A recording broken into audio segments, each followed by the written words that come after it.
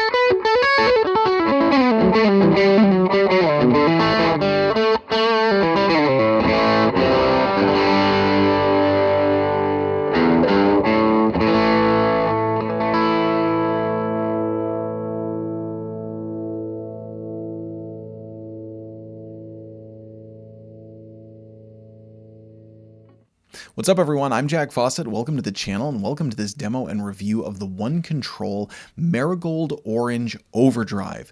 This one flew under the radar for me, and I think One Control flies under the radar for a lot of people, and I'm not surprised, but I was sort of, I don't know what's the right word, because I'm not surprised that this is really good, but I guess I'm surprised at how much I like it.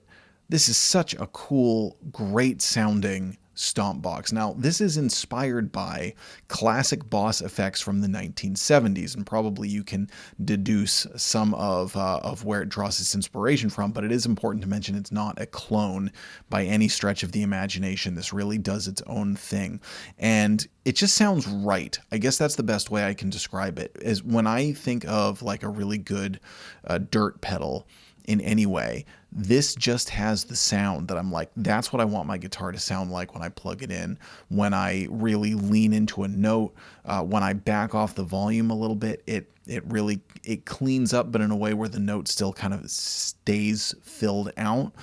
There's just a lot that this pedal does super well. Now, this is designed by Bjorn, and Bjorn, in my opinion, is honestly one of the best modern pedal designers. He has such a good ear, and he has such a good handle on dynamics, as well as a handle on making the controls very, very functional. So one of the things I've always noticed about Bjorn's designs is you have such an incredible, useful range on things like the drive or the tone knob.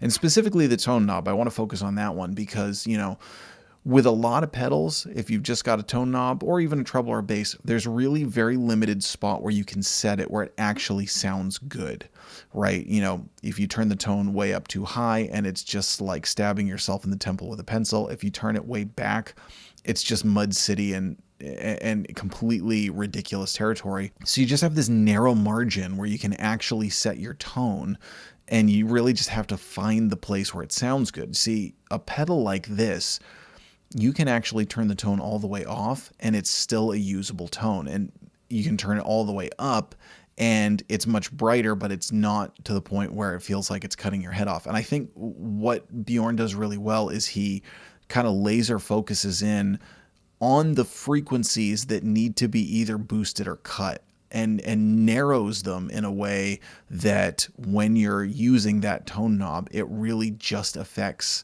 the problematic frequencies. So that it makes it an incredible tool. Now, this also has a great mid switch on the side, so you can have it slightly mid boosted, and when it's slightly mid boosted, it's not like a tube screamer, and it doesn't do the tube screamer thing. It's still a very full range overdrive. It has a nice frequency response, including good tight bass, even with the mid switch on. When you pull it back, it just backs that off. It sounds like it's around 800 hertz or so, and that makes it really great for tailoring to different guitars as well. So what we're going to do right now is we're going to dive back in. Now, you've just heard it with a Fender Broadcaster reissue. I'm going to keep using that guitar and give it a full run through. Today we are plugging into a Rivera Venus Deux.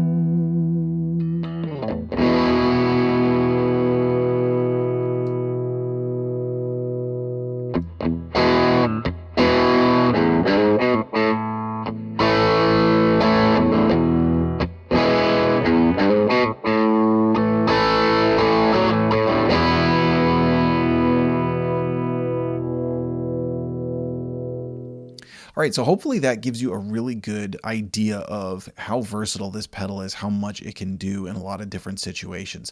Now I want to switch over and use a Gibson ES335. We're going into the same amp, and this time I'm going to have the mid switch turned off. So you can hear how, again, a more mid-range heavy, big, powerful guitar like an ES335, you pull that and it turns into, dare I say, a transparent overdrive. I don't even really like that term, but it kind of gets out of the way of the guitar a little bit more and lets the guitar's tone shine through without coloring the sound too much, but still with the same versatility of the different knobs. So let's hear it with a 335.